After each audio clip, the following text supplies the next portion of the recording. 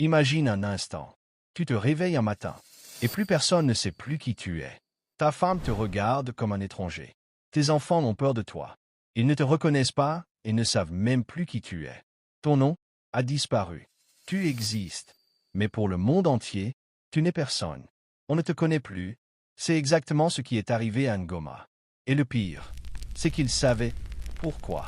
Parce que quelques semaines plus tôt, Ngoma avait une vie parfaite. Un bon travail, une famille heureuse, une vie que beaucoup enviaient. Mais derrière ce sourire, il y avait une frustration silencieuse, un désir dangereux, celui de vouloir plus, à tout prix. Et c'est ce choix qui a détruit son existence.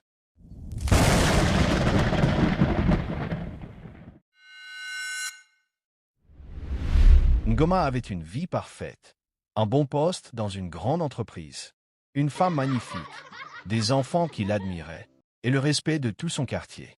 Chaque matin, il partait travailler avec fierté. Chaque soir, il rentrait chez lui avec le sourire.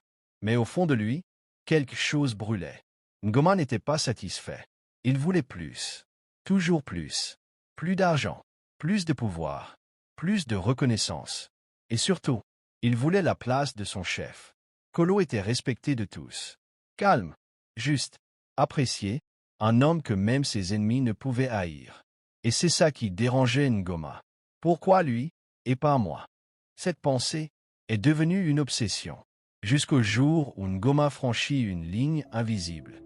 Une ligne dont on ne revient jamais. Il commença à fréquenter des endroits sombres. Des hommes discrets. Des pratiques dont personne ne parle à voix haute. On lui fit une promesse. On peut te donner sa place, mais il faudra payer. Ngoma accepta sans hésiter, sans réfléchir, sans savoir qu'il venait de vendre quelque chose de bien plus précieux que son poste. Pendant ce temps, un matin très tôt, alors que Kolo quittait sa maison, un vieil homme surgit de nulle part. Tout sale, pieds nus, regard perçant. Il s'approcha de lui et murmura « L'homme qui mange avec toi veut ta place. » Et il est prêt à salir son âme pour ça. Kolo terrifié, il resta figé. Avant même qu'il ne puisse répondre, le vieil homme disparut, comme s'il n'avait jamais existé. Ce jour-là, Kolo sentit que quelque chose n'allait pas. Très loin de là, Ngoma venait de lancer son premier rituel. Et ce qui l'avait réveillé ne dormait plus. Mais il ne savait pas encore que certaines protections ne viennent pas des hommes. Elles viennent de plus loin. Et quand elles se lèvent, ce n'est jamais pour négocier.